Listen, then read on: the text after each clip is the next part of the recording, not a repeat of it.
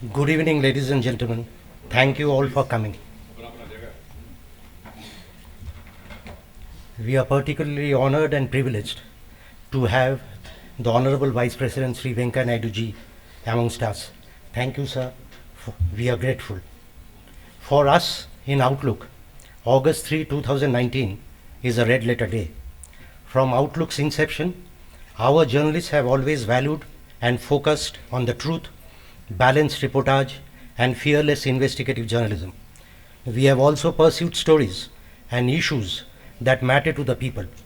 Our credo has always been to be the voice of the voiceless. Given our principles and objectives, today is an unusually satisfying day. We are here to turn that spotlight on something that holds the key to bringing about a qualitative change in the way India lives. This day is also important because this is perhaps for the first time in the history of mainstream media that a media house is taking up the issue of nutrition in a sustained manner. But then Outlook has never been a run-of-the-mill media house. We are different. We have consistently highlighted and flagged stories that normally others don't. When 2018 turned into 2019, we ran a special issue devoted on menstruation. Menstruation as cover, a lot of people asked us. Many felt that we have lost our editorial sense. We didn't. We knew and believed that menstruation was one thing that one needed to be highlighted, and we needed to write about it, to break taboos and bring about a change in how we deal with biological issue that impacts not less than 48% of our population. I am proud that we at Outlook explore territories that otherwise normally don't find mention or space. There are so many instances that I can give you. Very recently, we devoted a full cover story on rare genetic disorders that afflict 70 million Indians who suffer in absence of proper research or treatment. We rightly call the cover story genocide. 2 weeks ago, and I think you have the issue in front of you, we ran a cover story on India's water crisis. There are many more such instances. I claim, and we are proud of the fact that we are Hatke. But we are not Hatke just for the sake of brand positioning. We sincerely believe in the power of the pen, in our case, more appropriately, our laptops, and our initiative on nutrition is a further proof of our commitment. Our nutrition-specific microsite, poshan.outlookindia.com, intends to facilitate conversations around Poshan by breaking down jargons and simplifying complex issues. As journalists, we are storytellers, and we intend to tell the Poshan story simply and lucidly so that general people understand.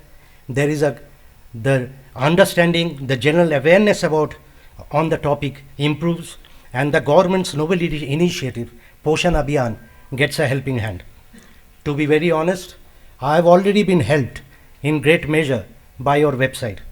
As a young reporter, I covered Kalahandi in Orissa extensively and reported endlessly on hunger, starvation deaths, and malnutrition. Yet, my knowledge of nutrition was very limited.